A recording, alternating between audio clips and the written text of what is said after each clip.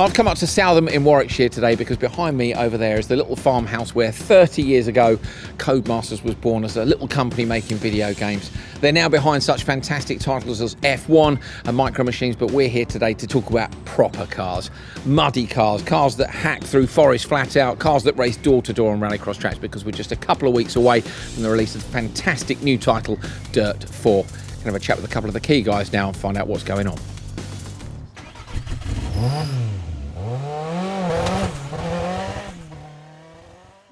So despite that incredibly busy run up to the game coming out, I've managed to drag a couple of our key DiRT 4 people outside for a much welcome cup of tea and a break from the carnage.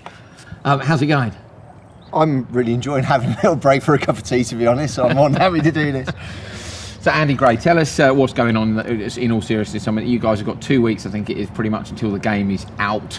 You've got a lot going on behind the scenes. Yeah, it's certainly for us on the marketing side, it's probably one of the busiest DiRT spells. So the game has just gone gold, so that means it's in manufacture at the moment. So this is being pressed, it's being sent out to stores. At the same time, the dev team are working on that kind of like what we call the day one update, so just adding little bits of polish here and there that make the experience as shiny and as good for our own players as possible. And then from my side, it's just making sure all of our ducks are in a row, so when the game does hit, we've got all of our advertising done, that kind of thing.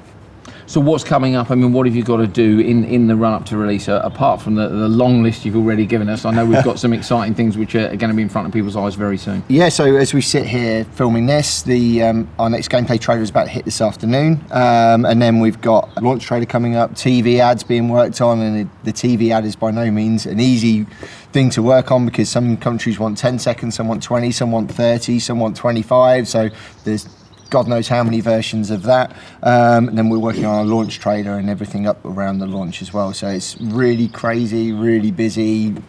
Seem to be getting about 20 emails a minute at the moment. But yeah, it's a really exciting time. And then obviously we'll have review code going out relatively soon, so the reviews will hit just before launch so that everyone can see what a great game we've made. Well, we've only been out for about half an hour, so I'm sure when you get back to your desk, you'll enjoy the 700 emails that we're waiting for you. Maybe you better have another tea. CHRISTINA McGrath, community manager. I know everybody's super excited about this game coming out, and I guess you're really excited about finally that the general public are going to get to play this. Yeah, absolutely. It's been, 6 months, and the hype's just been building. And, as we get closer and closer to launch, we've been showing more and more of the game. We've got events like Lydon, which we're going to this weekend, where we're going to let kind of the public get hands-on with the game, and I'm very much ready for the community to see it now. It's really the business end of things, and I can't wait for everyone's reaction. Some people have played it already. I know you've had a team of people here who I gather you say are trusted. Yeah, so aside from the few of us in the office who have accidentally found a sample copy of DiRT 4 and it's accidentally fell into their console at home. Actually, the tail end of last year, we had some very trusted, kind of really well-respected members of the community come in and try the pre-alpha version of the game. So going back a little bit now, but since then it's come on leaps and bounds, and their feedback's been instrumental in making sure that we've got that real lovely final bit of polish to particularly certain things we ask them to look at, like handling. And where are those people now? Because trusted to me is you can't leave them out there, surely, telling the secrets of the game. You saw the pond round the back. Yeah. To be warned, if you get asked to play an alpha version of this game, it may be the last time you play anything. But in all seriousness, that team of people who came and played that pre-alpha release, they're absolutely crucial to getting this game dead right. They were here a few months ago, and we can hear some of their thoughts now. First impressions so far, really good. It looks to expand on the handling model and the realistic elements of DiRT Rally that I really liked. Obviously more content and effectively infinite content with the new stage tools. Probably one of my favourite things so far is the variety of cars. There's lots of new types and groups of cars that are coming in which we haven't really seen before in a DiRT game. So I'm really looking forward to trying those out. I think probably the track generator has been the thing that's impressed me the most. It's just been really good. I'm surprised how well it's working. I thought there may be issues with pace notes not flowing well, but so far everything's going really good. This track generation, it means that the game is going to proceed in a kind of unknown way because you don't know the track. And I think that's something that keeps us on our toes. It means that we have to stay alert. And it also means there's no end game. So I'll probably be playing DiRT 4 in 3 years' time. The stages are going to be a real challenge, particularly when you try out the maximum length ones. I've been relieved to get to the end of some stages. I think that's a good thing. It's definitely a good thing. It's a game you won't want to put down. With a standard track, you know you can do it enough times because it's a game, you can just restart over and over again. You learn the track, and by the point now I'm playing Dirt Rally, I don't listen to the co-driver whatsoever because I just know the tracks. Whereas this, because you've got a track generator which changes the track each time, you really have to listen, and before I got lazy, I can't be lazy this time, you have to listen to what the co-driver's saying. It's definitely a step up and definitely increases the replayability, which is always good. Was the game what I expected? Yes, definitely. One of the great things about Dirt is it just captivates the entire feeling of rally. And I think for me, that's why Dirt is so special. It's one of a kind. Racing on the seat of your pants. You know, there's no other game out there that does that kind of breakneck speed, right on the edge, caning it through a forest. That's the thing I love the most, the fact that you're only one mistake away from ruining your race.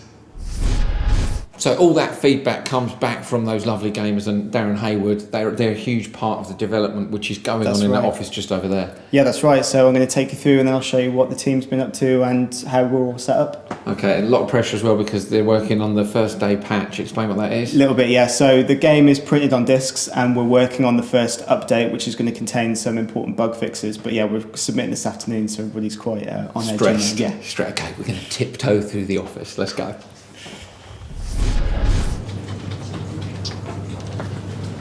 So into the racing studio, and this on the wall here, this is kind of the history of all the cars that have been in the game. That's right, yeah. Paul Coleman's been working on this for the last 3 years, like getting reference footage and pictures of all of the cars that we've got in the game, all the different stats. It's become, a symbol of the racing studio for the last few years. There's a lot of people in here, and the detail that goes on in the background. These guys over here, what are they up to? That's right, so this is the environment art team who are responsible for building all of the locations in the game, and that's for Rally and Rallycross and Land Rush.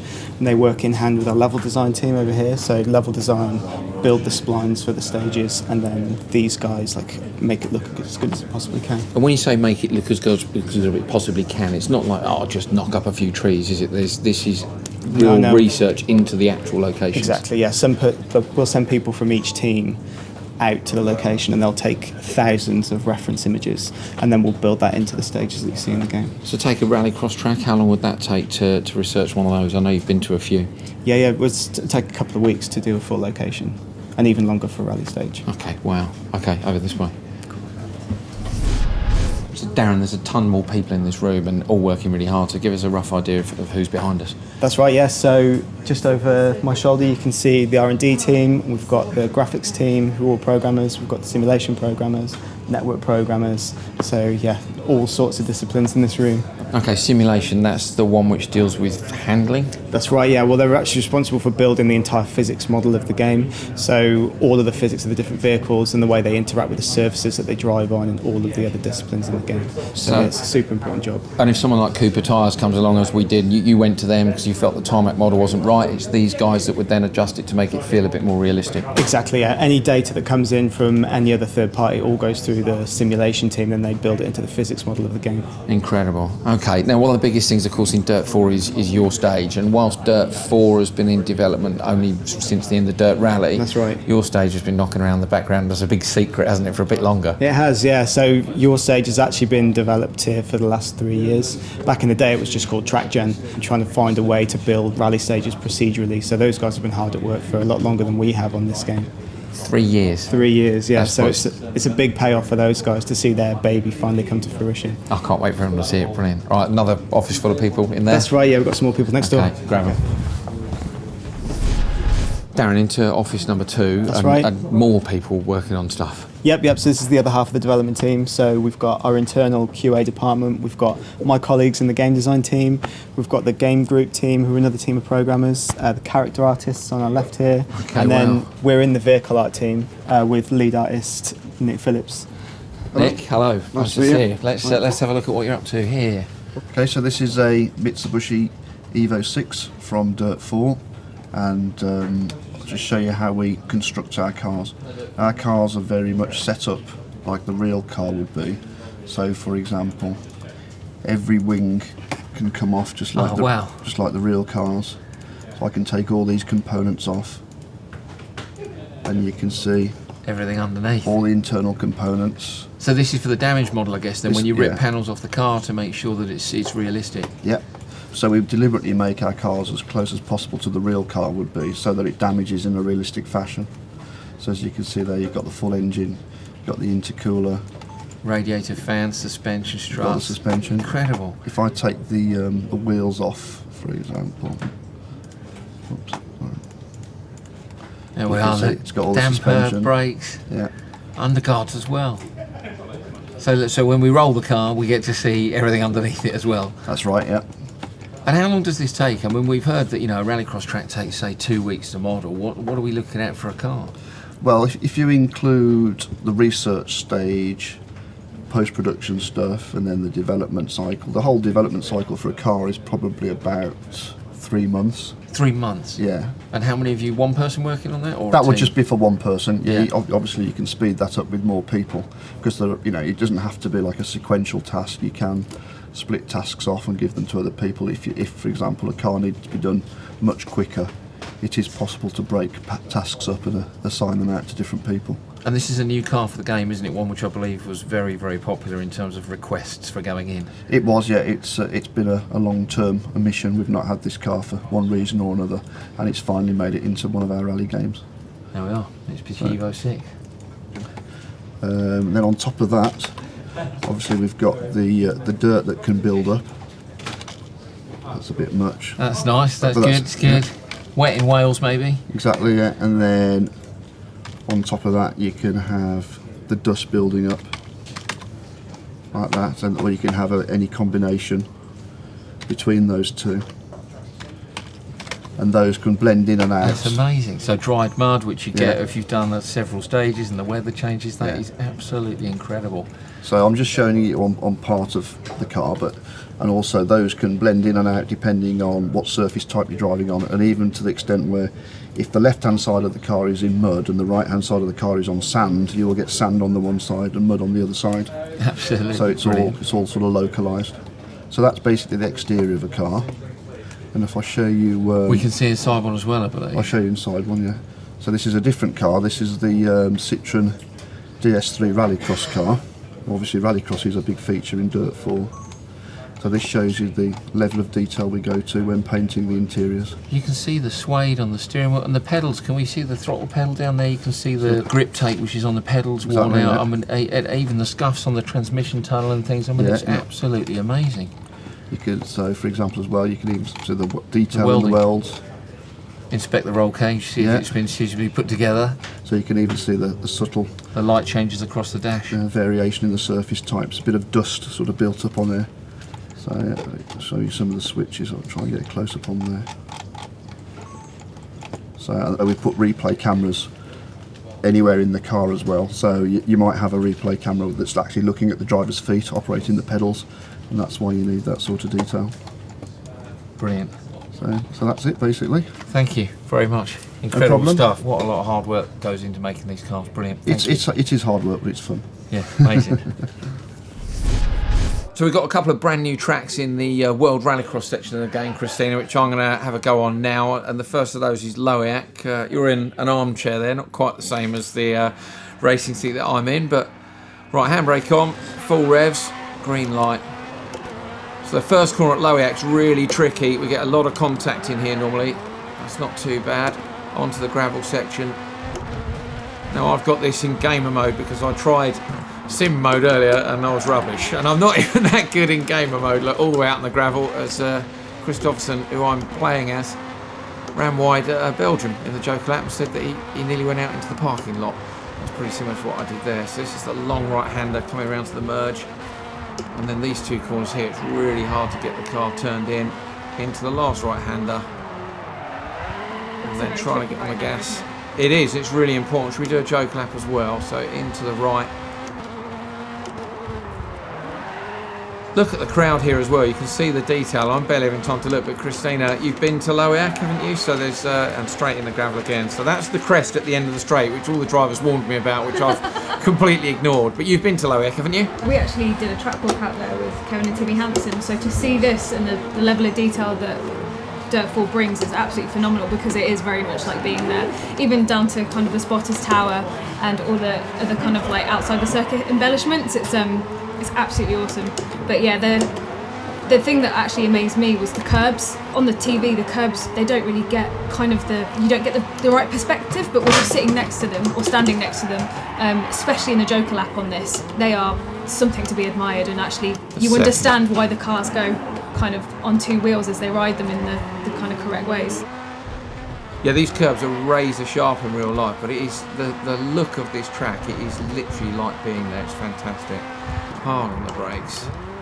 I had Sebastian Loeb over my shoulder when we were in Barcelona looking at this. I was playing as him, and he came in and said, "I see you've chosen the good car." And then I ran wide at the end of the straight. He was like, "Yeah, not." And next lap got it right. He says, "This is better." It's pretty tough being assessed by a 9-time World Rally Champion when you're playing a game as him. I don't think he was impressed, to be honest, but there we go. Yeah, I mean, we're playing in the sunlight here, and actually when we were in Loheac last year, it was very much just as bright, but the great thing about Loheac is that the kind of dimension of this changes with the weather conditions. So I remember when Petter had to do the double Joker, he ended up winning because there was actually bizarrely more grip on the Joker in the wet. So that's changing track conditions, which is part of rallycross, isn't it? Look at the dirt you guys have put down in that section. And there, if you run wide there, you can feel the car get sucked towards the edge of the track, and yeah, so realistic. Should we try Montalegre? Let's go.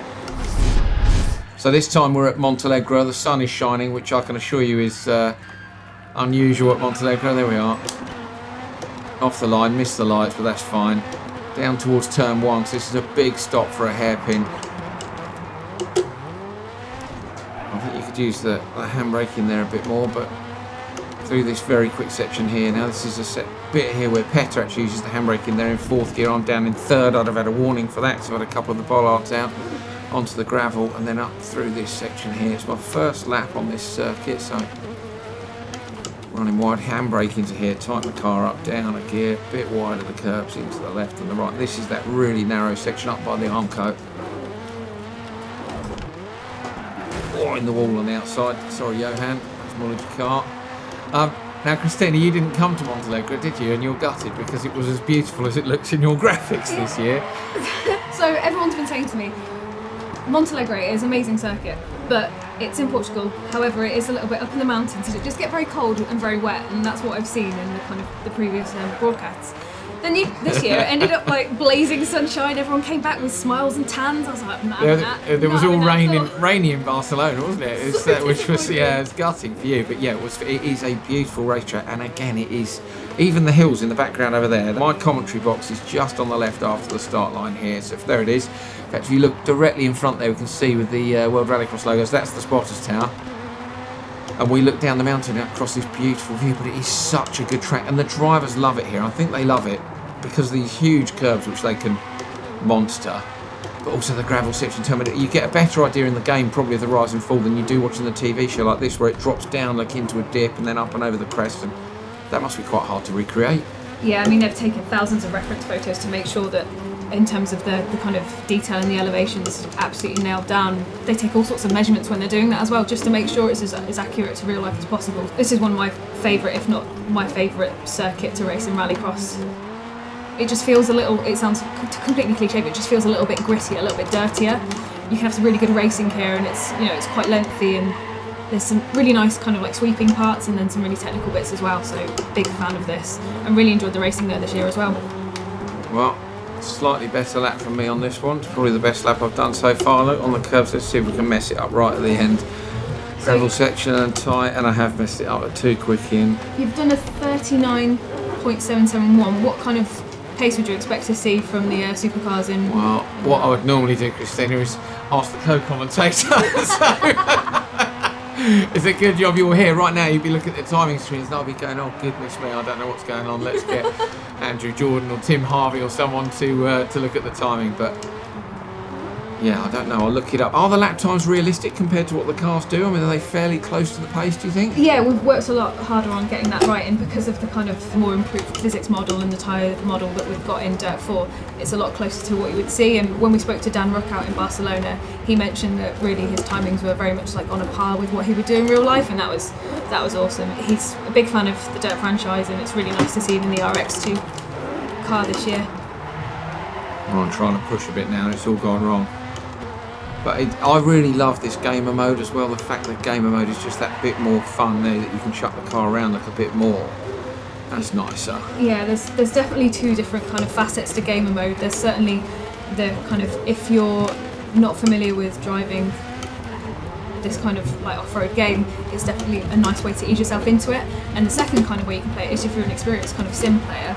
It's very much, it allows you just to push those boundaries a little bit further and kind of basically see exactly how fast you can throw it down a track and not career off into the It's sides. fun, yeah, it's fun. It's not quite so focused, and it's yeah, for me as someone who doesn't have time to play the game all the while. I mean, the guys who love the sim mode, they want it super hard, don't they? But for me, that's a lot of fun. Yeah, no, me too. And I think going forward, when PvP, Rallycross and Rally are in the game, for me, Rally is very much like simulation based. I'll race that on my own, but if I want to dive into, an online match and race against people and have a chat at the same time, it's definitely a more social, less kind of restrictive mode to play. And so yeah, I absolutely love it, and it's a credit and testament to the team that it's so fun to play. So beers and playing the game at the same time. Nobody wants to come around your house when you just sat absolutely dead focused on Exactly. just playing your game. And sorry, I can't talk, just want to finish this run.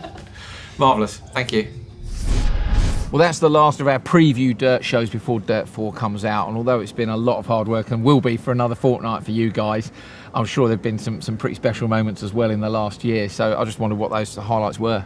Sure, you've got so many things to choose from, but for me really it was Barcelona RX being at the opening round of the World Rallycross Championship, taking out some guys who had never experienced the game before and getting them to have hands-on with it, seeing the drivers play it and kind of validate everything that we thought was kind of the case with Dirt 4 being the case, and also just standing on the F1 grid particularly, and then walking around. You've got the F1 grid on one bit and then walk around the corner, and then you're on the starting line of the World RX kind of the race, and to be on that start line, and we were in such a privileged position that we were able to kind of stand right next to it as races were starting. The noise, the adrenaline, I can't describe how it feels, and I would recommend to anyone to go see a rallycross race, because you don't get that sense of palpable tension and adrenaline and excitement without being there. And as much as TV is great for the spectacle, for the actual emotion and feeling, it's like nothing else being actually at the event.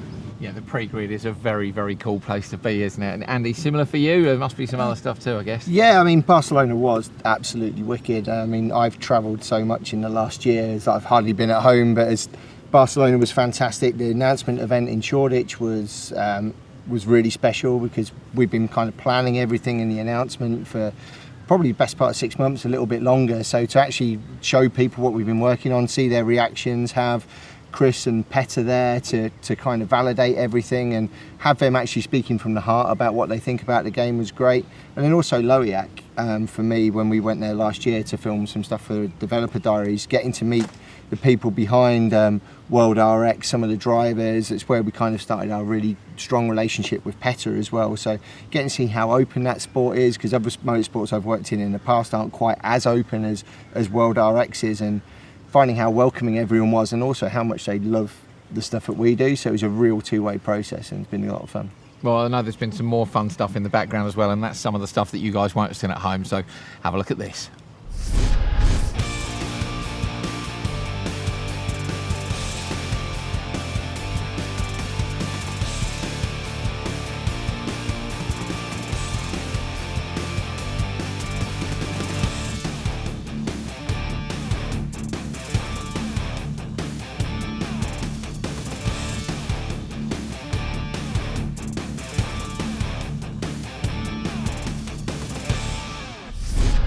So some great fun in the run up to the launch, as well as all the hard work, but it doesn't stop at the launch, does it, Christina? So what's still to come?